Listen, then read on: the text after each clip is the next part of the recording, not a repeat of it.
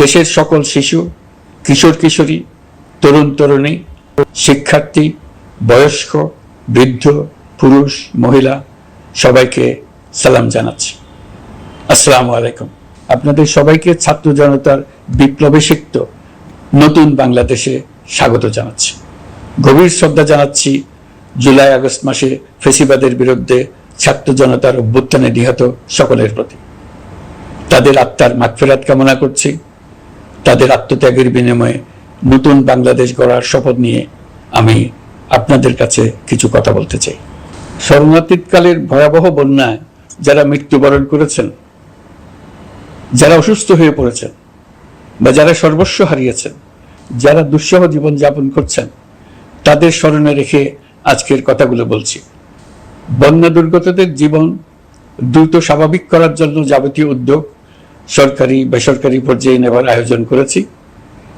ভবিষ্যতে সকল ধরনের বন্যা প্রতিরোধে আমাদের আভ্যন্তরীণ এবং প্রতিবেশীদের সঙ্গে যাতে যৌথভাবে নেওয়া যায় সে আলোচনা শুরু করেছে।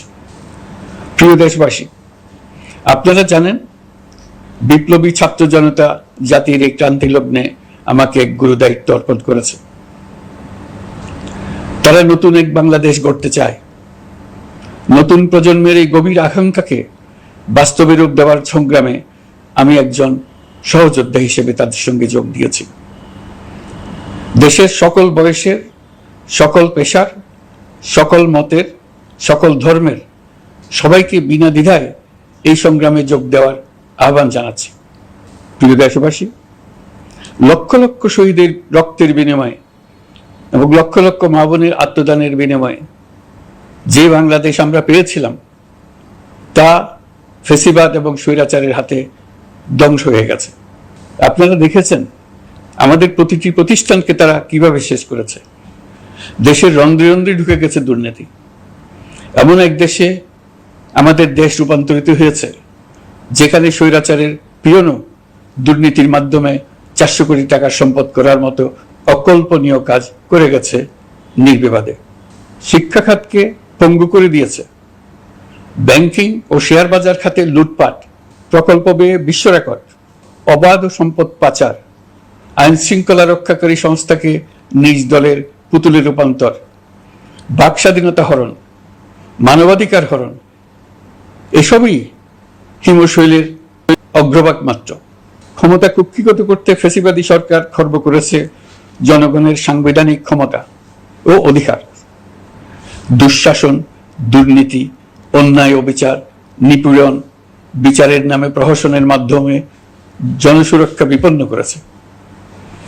জনগণকে নির্যাতন, বঞ্চনা ও বৈষম্যের মুখোমুখি দাঁড় করিয়ে দিয়েছে। নতুন প্রজন্মের মানুষ সহ কোটি কোটি মানুষের ভোটাধিকারকে বছরের পর বছর হরণ করেছে। মানুষের এগিয়ে যাওয়ার পথে সকল ধরনের প্রতিবন্ধকতা তৈরি করে স্বৈরাচার তার নিজের, পরিবারের ও দলের কিছু মানুষের হাতে দেশের মালিকানা তুলে দিয়েছে। প্রিয় দেশবাসী, কিন্তু এই দ্বার প্রান্তে দাঁড়িয়েই আমাদের গড়তে হবে স্বপ্নের বাংলাদেশ। বৈষম্যহীন, শোষণহীন, কল্যাণময় এবং মুক্ত বাতাসের রাষ্ট্রের যে স্বপ্ন নিয়ে ছাত্র জনতা আন্দোলনে ঝাঁপিয়ে পড়েছিল, আমি তাদের সেই স্বপ্ন পূরণে অঙ্গীকারবদ্ধ। আপনাদের সবাইকে এই শুভলগ্নে তাদের স্বপ্ন পূরণে সমস্ত শক্তি নিয়ে এগিয়ে আসার আহ্বান জানাচ্ছি। তাদের স্বপ্ন আমাদের স্বপ্ন। জাতীয় জীবনে তরুণরা একটা মহা সুযোগ সৃষ্টি করে দিয়েছে। আমরা সবাইকে সুযোগ ব্যবহার করার কাজে এগিয়ে আসতে আহ্বান জানাচ্ছি। গণরোষের মুখে ফ্যাসিবাদী সরকার প্রধান দেশ ত্যাগ করার পর আমরা এমন একটি দেশ গড়তে চাই যেখানে প্রতিটি নাগরিকের মানবাধিকার থাকবে পুরোপুরি সুরক্ষিত। আমাদের লক্ষ্য একটাই, উদার, গণতান্ত্রিক, বৈষম্যহীন, অসাম্প্রদায়িক বাংলাদেশ। আমরা এক পরিবার, আমাদের এক লক্ষ্য। কোনো ভেদাভেদ যেন আমাদের স্বপ্নকে ব্যাহত করতে না পারে, সেজন্য আমরা প্রতিজ্ঞাবদ্ধ। বর্তমান সরকারের দায়িত্ব গ্রহণের মাত্র 2 সপ্তাহ শেষ হলো। কর্মযাত্রার প্রথম পর্যায়ে রাষ্ট্র সংস্কারের কাজে আপনাদের কাছ থেকে যে সমর্থন পাচ্ছি সেজন্য আন্তরিক ধন্যবাদ। আমরা অনুধাবন করছি যে আমাদের কাছে আপনাদের প্রত্যাশা অনেক। এই প্রত্যাশা পূরণে আমরা বদ্ধপরিকর। যদিও দীর্ঘদিনের গণতন্ত্রহীনতা, 15 বছরের ফেসিবাদী শাসন ব্যবস্থা প্রায় প্রতিটি ক্ষেত্রেই আমাদের জন্য পর্বতসম চ্যালেঞ্জ রেখে গিয়েছে, কিন্তু এই চ্যালেঞ্জ গ্রহণে আমরা প্রস্তুত। আজ আমি সরকারের পক্ষ থেকে আপনাদের দোয়া ও সহযোগিতা কামনা করতে আপনাদের সামনে এসেছি। শুধু আমি বলবো, আপনাদের একটু ধৈর্য ধরতে হবে।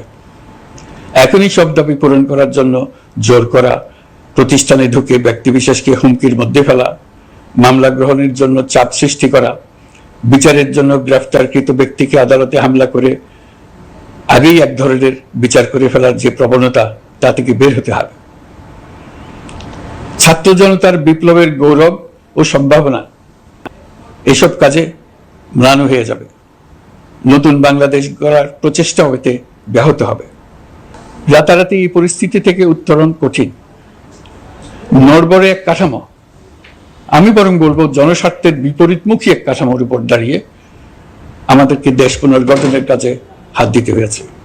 আমরা এখান থেকেই বাংলাদেশকে এমনভাবে করতে চাই যেন এদেশে জনগণই সত্যিকার অর্থে সকল ক্ষমতার উৎস হয়, বিশ্ব দরবারে একটি মানবিক ও কল্যাণকর রাষ্ট্র হিসেবে সমাদৃত হয়। তরুণ প্রজন্ম, শিক্ষার্থী ও জনতার আত্মত্যাগের প্রতি সম্মান জানাতে রাষ্ট্র সংস্কারের কাজে সফল আমাদের হতেই হবে, এর আর কোনো বিকল্প নেই। প্রিয় দেশবাসী, আপনারা ইতিমধ্যে জেনেছেন জুলাই আগস্ট মাসে গণ অভ্যুত্থানে বল প্রয়োগ ও হতাহতের যে দুঃসহ ঘটনা ঘটানো হয়েছে তার স্বচ্ছ তদন্ত করতে জাতিসংঘের মানবাধিকার কমিশনের প্রধানকে বাংলাদেশে এসে তাদের তদন্ত শুরু করতে আমরা আমন্ত্রণ জানিয়েছি। তদন্তের এই প্রক্রিয়া এই সপ্তাহে শুরু হবে। তাদের প্রথম দল ইতিমধ্যে এসে গেছে। আমরা ইতিমধ্যে ছাত্র জনতার বিপ্লবকে নস্যাৎ করতে যে শত শত মিথ্যা ও হয়রানিমূলক মামলা দায়ের করা হয়েছিল তার অধিকাংশ প্রত্যাহার করেছি এবং আটক ছাত্র জনতার মুক্তি লাভের ব্যবস্থা করেছে। পর্যায়ক্রমে মিথ্যা ও গায়েবী সকল মামলার ক্ষেত্রে অনুরূপ ব্যবস্থা গ্রহণ করে মানুষকে দুঃসহ ভোগান্তি থেকে মুক্ত করা হবে। ন্যায় বিচার নিশ্চিত করতে গণ অভ্যুত্থানের সকল শহীদ পরিবারকে পুনর্বাসন করবে। সকল আহত শিক্ষার্থী ও জনতার চিকিৎসার সম্পূর্ণ ব্যয় সরকার বহন করবে। সেই লক্ষ্যে স্বাস্থ্য মন্ত্রণালয়ের নেতৃত্বে উপদেষ্টা পরিষদে বৈষম্য বিরোধী ছাত্র আন্দোলনের প্রতিনিধিত্বকারী 2 জন উপদেষ্টার সহায়তায় একটা পূর্ণাঙ্গ তালিকা প্রস্তুত করা হচ্ছে। এই কার্যক্রমের জন্য এবং গণ অভ্যুত্থানের শহীদদের স্মৃতি ধরে রাখতে সরকার অতি দ্রুত জুলাই গণহত্যা স্মৃতি ফাউন্ডেশন নামে একটি ফাউন্ডেশন প্রতিষ্ঠা করার প্রক্রিয়া শেষ পর্যায়ে এনেছে। আপনাদের সবার এবং বিদেশে অবস্থানরত ভাই বোনদের অনুদান এই প্রতিষ্ঠানে পাঠানোর জন্য অনুরোধ করছি।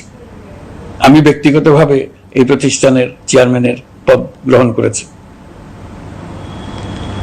প্রিয় দেশবাসী, আপনারা লক্ষ্য করেছেন দায়িত্ব গ্রহণ করেই আমাদেরকে আইন শৃঙ্খলা অঙ্গনে অস্থির পরিস্থিতি সামাল দিতে হয়েছে।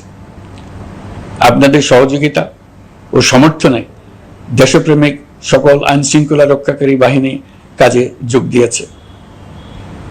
ফ্যাসিবাদী সরকার প্রশাসনের চরম দলীয়করণ করার ফলে বিপুল সংখ্যক কর্মকর্তা কর্মচারী দীর্ঘদিন বৈষম্যের শিকার হয়েছেন।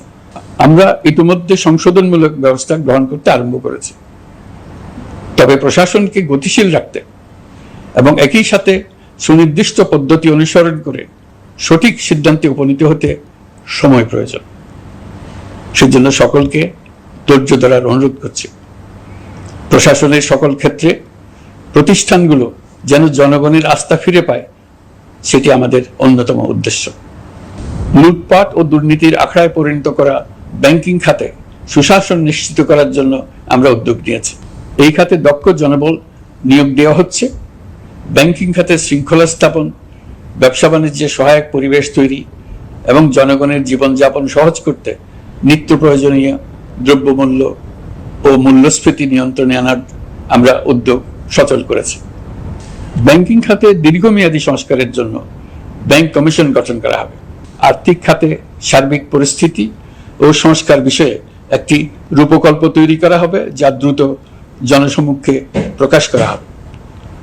শেয়ার বাজার, পরিবহন খাত সহ যেসব ক্ষেত্রে চরম বিশৃঙ্খলা বিরাজ করছে তা নিরসনের দ্রুত পদক্ষেপ নেওয়া হচ্ছে। বিচার বিভাগকে দুর্নীতি ও দলীয় প্রভাব মুক্ত করতে কার্যক্রম শুরু হয়েছে। একটি সুনির্দিষ্ট প্রক্রিয়ার মধ্য দিয়ে বিচার বিভাগের স্বাধীনতা ও জবাবদিহিতা নিশ্চিত করার উদ্যোগ নেওয়া হয়েছে। ফ্যাসিবাদী সরকারের বিচার বহির্ভূত হত্যাকাণ্ড, গুম, খুন, অপহরণ এবং আয়নাঘরের মতো চরম ঘৃণ্য সকল অপকর্মের ন্যায় বিচার নিশ্চিত করা হবে।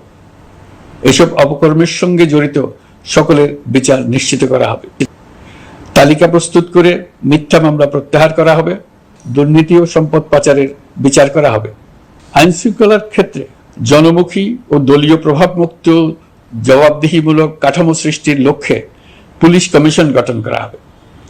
জাতিসংঘের তদন্ত প্রতিবেদন, দায়িত্বপ্রাপ্ত সকল সংস্থা ও জনগণের সাথে মত বিনিময়ের মাধ্যমে কমিশনের নেতৃত্বে প্রয়োজনীয় সংস্কার করা হবে। বাংলাদেশকে আর কোনোদিন কেউ যেন কোনো পুলিশি রাষ্ট্রে পরিণত করতে না পারে তার ব্যবস্থা করা হবে। তথ্যের অবাধ প্রবাহ ও গণমাধ্যমের স্বাধীনতা নিশ্চিত করা হবে। ফ্যাসিবাদী সরকার গণমাধ্যমের উপরও দলীয়করণ ও নির্যাতনের বোঝা চাপিয়েছিল। জনগণের তথ্যের অধিকার নিশ্চিত করতে আমরা প্রতিশ্রুতিবদ্ধ। তথ্যের প্রবাহে বিদ্যমান আইনি ও অন্যান্য বাধা অপসারণ করা হবে। মত প্রকাশের স্বাধীনতা বাধাগ্রস্ত করে এমন সব আইনের নিপীড়নমূলক ধারা সংশোধন করা হবে। ইতিমধ্যে এ ধরনের আইনগুলো চিহ্নিত করে এই প্রক্রিয়া শুরু করা হয়েছে। বিদেশি সংবাদকর্মীদের এদেশে আসার পর যে অলিখিত নিষেধাজ্ঞা ছিল, ইতিমধ্যে আমরা তা তুলে নিয়েছি। বিদেশি সাংবাদিকদের দ্রুত ভিসা দিতে সংশ্লিষ্ট কর্মকর্তাদের নির্দেশ দেওয়া হয়েছে। আমরা আশা করি পরিবর্তিত পরিস্থিতিতে গণমাধ্যম কর্মীরা নিরপেক্ষ সাংবাদিকতা চালিয়ে যাবেন। শিক্ষাক্ষেত্রে চরম নৈরাজ্য প্রতিষ্ঠিত করে গেছে বিগত সরকার। আমরা তার পূর্ণাঙ্গ সংস্কারের উদ্যোগ নেব। এটা আমাদের অন্যতম অগ্রাধিকার। আপনারা জানেন, দায়িত্ব গ্রহণের পর দ্রুততম সময়ের মধ্যে সকল শিক্ষা প্রতিষ্ঠান খুলে দেওয়া হয়েছে। শিক্ষার্থীদের জন্য সৃজনশীল, নিরাপদ ও ভীতিমুক্ত পরিবেশ নিশ্চিত করা আমাদের অঙ্গীকার। একই সাথে পাঠ্যক্রমকে যুগোপযোগী করার কাজও দ্রুত শুরু করা হবে। গণতন্ত্রকে সুসংহত করতে স্থানীয় সরকার প্রতিষ্ঠানগুলোকে শক্তিশালী করা হবে এবং ক্ষমতার বিকেন্দ্রীকরণ নিশ্চিত করা হবে। ছাত্র জনতার গণঅভ্যুত্থানকে সফল পরিণতি দিতে প্রশাসন, বিচার বিভাগ, নির্বাচন কমিশন ও নির্বাচনী ব্যবস্থা, আইন শৃঙ্খলা খাত এবং তথ্য প্রবাহে প্রয়োজনীয় সংস্কার সম্পূর্ণ করে অবাধ ও সুষ্ঠু অংশগ্রহণমূলক নির্বাচন আয়োজন করা হবে। এর লক্ষ্য হবে দুর্নীতি, লুটপাট, গণহত্যার বিরুদ্ধে একটি জবাবদিহিতামূলক রাজনৈতিক বন্দোবস্তের সূচনা। বর্তমান সরকার দুর্নীতির বিরুদ্ধে স্পষ্ট অবস্থান গ্রহণ করেছে। আমাদের সকল উপদেষ্টা দ্রুততম সময়ের মধ্যে তাদের সম্পদের বিবরণ প্রকাশ করবেন। পর্যায়ক্রমে এটা সকল সরকারি কর্মকর্তাদের ক্ষেত্রেও নিয়মিত এবং বাধ্যতামূলক করা হবে। রাষ্ট্রীয় পর্যায়ে দুর্নীতির বিরুদ্ধে ব্যবস্থা গ্রহণে সংবিধানের ৭৭ অনুচ্ছেদে প্রতিশ্রুত ন্যায়পাল নিয়োগে অধ্যাদেশ প্রণয়ন করা হবে। এবার কৃষি খাতের কথা একটু বলে। কৃষি নির্ভর বাংলাদেশে কৃষকের স্বার্থ যেন সুরক্ষিত থাকে, কৃষক যেন তার উৎপাদিত পণ্যের ন্যায্য মূল্য পায়, তা নিশ্চিত করা হবে। প্রবাসী শ্রমিকরা যেভাবে বৈষম্য বিরোধী ছাত্র জনতার আন্দোলনকে সমর্থন দিয়েছে, মুক্তিকামী জনগণ তা কৃতজ্ঞ চিত্তে স্মরণ করে। তাদের প্রতি সকল পর্যায়ে সম্মানজনক আচরণ নিশ্চিত করা হবে। বাংলাদেশের স্বাস্থ্য খাত অন্যতম দুর্নীতিগ্রস্ত খাত। জনগণের জন্য পর্যাপ্ত স্বাস্থ্যসেবা নিশ্চিত করার লক্ষ্যে স্বাস্থ্য খাতে প্রয়োজনীয় সংস্কার করা হবে। এই খাতে সংশ্লিষ্ট সকলকে জবাবদিহিতার আওতায় আনা হবে। হাসপাতালগুলোকে আধুনিকায়নের উদ্যোগ নেওয়া হবে এবং সেখানে সরকারি ডাক্তার সহ বিশেষজ্ঞদের নিয়মিত উপস্থিতি নিশ্চিত করা হবে। স্বাস্থ্যসেবা যাতে নির্দিষ্ট কিছু অঞ্চলে কেন্দ্রীভূত না থাকে, দেশের সব অঞ্চলের মানুষ সমান স্বাস্থ্যসেবা পায়, সে লক্ষ্যে প্রয়োজনীয় উদ্যোগ নিতে আমরা বদ্ধপরিকর। বর্তমান প্রজন্ম অনেক বেশি সচেতন। বিশ্বের বিভিন্ন প্রান্তে ঘটে যাওয়া পরিবর্তন বিষয়ে তারা ওয়াকিবহাল শুধু নয়, তারা নেতৃত্ব দিচ্ছে। তারা যে উন্নয়নের স্বপ্ন দেখে তা টেকসই এবং পরিবেশ বান্ধব, প্রকৃতি ধ্বংসকারী উন্নয়ন নয়। শুধু জিডিপি একটি দেশের উন্নয়নের মাপকাঠি হতে পারে না। নদী নালা খাল বিল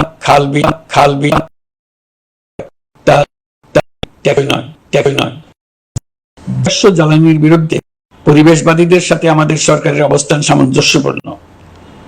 জলবায়ু পরিবর্তন রোধ করতে এবং আগামী প্রজন্মের জন্য সুস্থ একটা পৃথিবী রেখে যেতে কার্বন নিঃসরণ শূন্যের কোঠায় নামিয়ে আনার বিকল্প নেই। আমাদের সরকার পরিবেশ ও জলবায়ু রক্ষায় সর্বোচ্চ গুরুত্ব দেবে। এই কার্যক্রমে তরুণ সম্প্রদায়কে সম্পৃক্ত করা হবে। ইতোমধ্যে বিভিন্ন রাষ্ট্র ও জাতিসংঘ বর্তমান সরকারের কর্মসূচির প্রতি সমর্থন ব্যক্ত করেছে। আমরা সকল রাষ্ট্রের সাথে বন্ধুত্বপূর্ণ সম্পর্ক বজায় রাখব।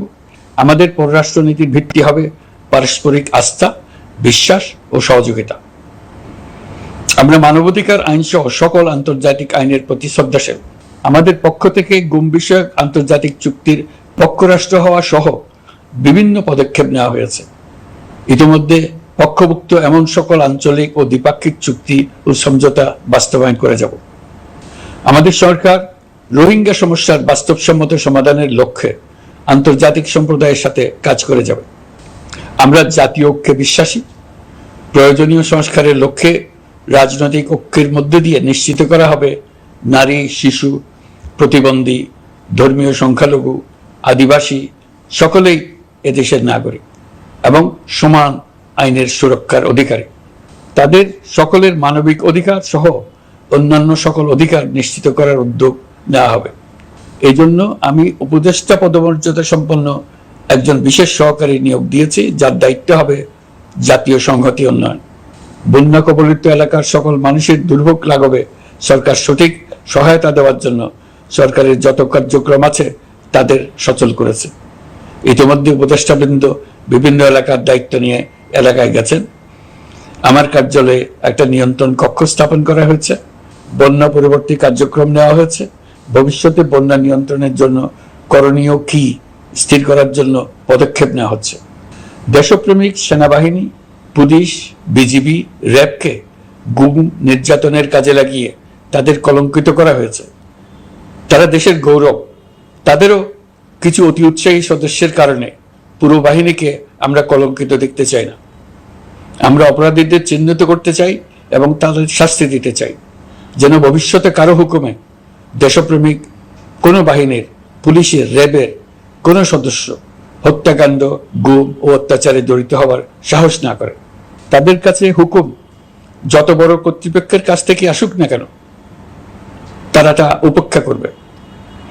ভবিষ্যতে উপরওয়ালার হুকুমে এমন ঘৃণ্য কাজ করতে বাধ্য হয়েছে এমন ব্যাখ্যা কারো কাছে গৃহীত না হয় তার ব্যবস্থা করা হবে। আমি দেশরক্ষা বাহিনী, পুলিশ বাহিনী এবং অন্যান্য সহল বাহিনীকে নির্দেশ দিয়েছি তারা তাদের মধ্যে যারা হত্যাকাণ্ড, গুম, খুন বা শারীরিক মানসিক অত্যাচারে সরাসরি জড়িত তাদের চিহ্নিত করে বিচারের ব্যবস্থা করতে। যারা গুম হয়েছে, হত্যার শিকার হয়েছে তাদের তালিকা প্রস্তুত করতে। তাদের পরিবার সমূহকে সান্ত্বনা দেওয়ার ভাষা আমার নাই।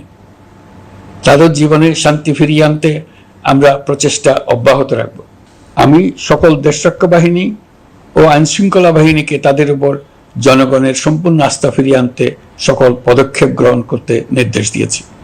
গত 15 বছরের দুর্নীতি, অর্থ পাচার ও জনস্বার্থ বিরোধী চুক্তি স্বাক্ষর, প্রকল্পের নামে লুটপাট ইত্যাদি তথ্য নিয়ে একটি শ্বেতপত্র প্রণয়নের জন্য আমি ইতিমধ্যে একটি কমিটি গঠন করেছি। আমি বিভিন্ন দেশের রাষ্ট্রদূত এবং দাতা সংস্থার প্রতিনিধিদের সঙ্গে বৈঠক করেছি এবং করে যাচ্ছি।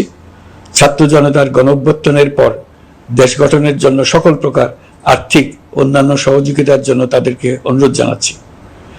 তারা এই ব্যাপারে আগ্রহ দেখাচ্ছে। তাদের কাছে আমাদের প্রস্তাব শুভ প্রণয়ন করে দ্রুত পাঠানোর ব্যবস্থা নিয়েছে। তাদেরকে অনুরোধ জানিয়েছি তারা যেন পরিস্থিতির কারণে অতি দ্রুত অর্থ ছাড় করার ব্যবস্থা নেন। তাদেরকেও বলেছি যে অবস্থার মধ্য দিয়ে আমরা যাচ্ছি তা যেমন একটি দুর্যোগপূর্ণ সময়, তেমনি এটা জাতির জীবনে মস্ত বড় সুযোগ। এই সুযোগকে যেন আমরা পূর্ণভাবে কাজে লাগাতে পারি, সেই জন্য তাদের সহযোগিতা চেয়েছে। এই গণ অভ্যুত্থানে বিদেশে অবস্থানকারী বাংলাদেশিরা অত্যন্ত গুরুত্বপূর্ণ ভূমিকা পালন করেছেন। জাতি তাদের অবদান বিশেষভাবে স্মরণ করবে। নতুন বাংলাদেশ গড়ার কাজে আমরা তাদের অংশগ্রহণ চাইব। আমাদের একটি লক্ষ্য হবে বিদেশগামী এবং প্রত্যাবর্তনকারী প্রত্যেক প্রবাসী শ্রমিককে মর্যাদা ও সম্মানের সঙ্গে দেশে আসা এবং যাওয়া নিশ্চিত করা। সে ব্যাপারে শিগগিরই পদক্ষেপ নেওয়া হবে।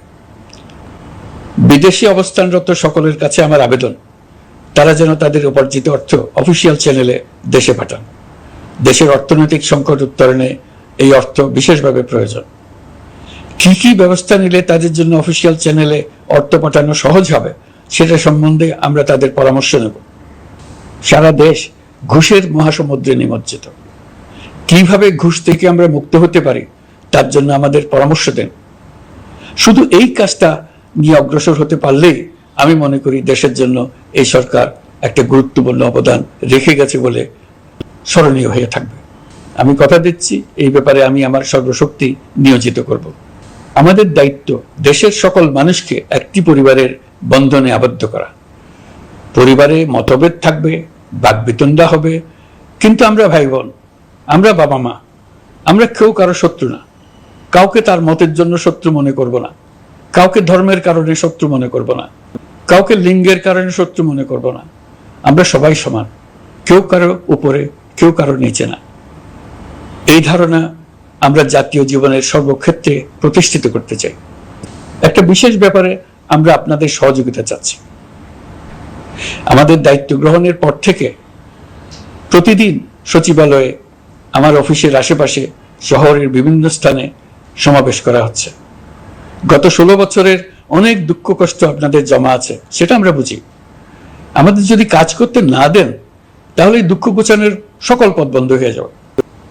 আপনাদের কাছে একান্ত অনুরোধ, আমাদের কাজ করতে দেন। আপনাদের যা চাওয়া তা লিখিতভাবে আমাদেরকে দিয়ে যান। আমরা আপনাদের বিপক্ষ দল নয়।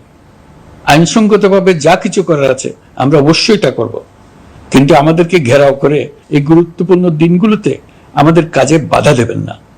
সবাই মিলে তাদের বোঝান, তারা যেন এই সময়ে তাদের অভিযোগের প্রতি দৃষ্টি আকর্ষণের জন্য আমাদের দৈনন্দিন গুরুত্বপূর্ণ কাজে বাধা না দেন। একটা বিষয়ে সবাই জানতে আগ্রহী, কখন আমাদের সরকার বিদায় নেবে।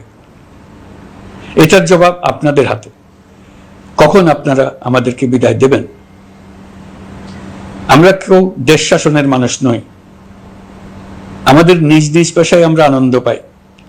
দেশের সংকটকালে ছাত্রদের আহ্বানে আমরা এই দায়িত্ব গ্রহণ করেছি। আমরা সমস্ত শক্তি দিয়ে এই দায়িত্ব পালন করব। আমাদের উপদেষ্টা মণ্ডলীও এই লক্ষ্যে উদ্বুদ্ধ হয়ে সবাই মিলে একটা টিম হিসেবে কাজ করে যাচ্ছি।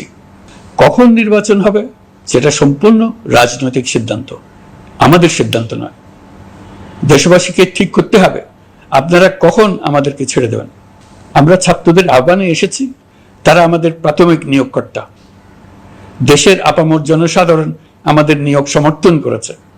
আমরা ক্রমাগতভাবে সবাইকে বিষয়টি স্মরণ করিয়ে যাব, যাতে হঠাৎ করে এই প্রশ্ন উত্থাপিত না হয় আমরা কখন যাব।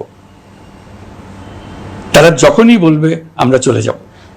আমরা সংস্কারের অংশ হিসেবে নির্বাচন কমিশনকেও সংস্কার করব। কমিশনকে যে কোনো সময় আদর্শ নির্বাচনের জন্য প্রস্তুত রাখব। আমরা বিভিন্ন সংস্কারের কাজ শুরু করেছি। দেশবাসীকে অনুরোধ করব একটা আলোচনা শুরু করতে। আমরা সর্বনিম্ন কি কি কাজ সম্পূর্ণ করে যাব, কি কি কাজ মোটামুটি করে গেলে হবে। এই আলোচনার মাধ্যমে আমরা একটা দিক নির্দেশনা পেতে পারি। তবে চূড়ান্ত সিদ্ধান্ত রাজনৈতিক সিদ্ধান্ত, সেটা রাজনৈতিক আলোচনা থেকেই আসবে। এই দিক নির্দেশনা না পেলে আমরা দাতা সরকার এবং আন্তর্জাতিক অর্থনৈতিক প্রতিষ্ঠানসমূহের সঙ্গে আলোচনায় দৃঢ়তার সঙ্গে অগ্রসর হতে পারছি না। আমি নিশ্চয়তা দিচ্ছি, আমরা আমাদের পক্ষ থেকে মেয়াদ বৃদ্ধির কোনো প্রশ্ন তুলব না। আমরা আপনাদের সকলের দোয়া চাই। যে কদিন আছি সেই সময়টুকু উপদেষ্টা মণ্ডলীর প্রত্যেকে নিজ নিজ সাধ্যমতো দেশের এই সংকটকালে সংকট উত্তরণে যেন নিজ নিজ মেধা সাধ্যমতো কাজে লাগাতে পারে। নতুন বাংলাদেশ গড়ার যে সুযোগ ছাত্র জনতার রক্তের বিনিময়ে আমরা অর্জন করলাম, আমরা আমাদের মতানৈক্যের কারণে সেটা যেন হাতছাড়া করে না ফেলে, এটা আমরা নিশ্চিত করতে চাই। এই সুযোগ এবার হারিয়ে ফেললে আমরা জাতি হিসেবে পরাজিত হয়ে যাব। শহীদ, আহত এবং জীবিত ছাত্র জনতার কাছে আমরা প্রতিজ্ঞাবদ্ধ থাকতে চাই, আমরা এই অর্জনকে কিছুতেই হারিয়ে যেতে দেব না। যে সুযোগ তারা আমাদেরকে দিয়েছে তার মাধ্যমে আমাদের দেশকে পৃথিবীর একটি শ্রদ্ধেয়, সকল দিকে দৃষ্টান্ত স্থাপনকারী দেশে পরিণত করতে আমরা শপথ নিয়েছি। সবশেষে আবারও আমাদের দেশের সকল মানুষ, শিশু, কিশোর কিশোরী, তরুণ তরুণী, বয়স্ক, বৃদ্ধ, নারী, পুরুষ সবার কাছে দোয়া চাইছি যেন আমরা আমাদের সকলের স্বপ্ন বাস্তবায়নে সফল হই। আল্লাহ আমাদের সহায় হন, আমাদের সবার মঙ্গল করুন।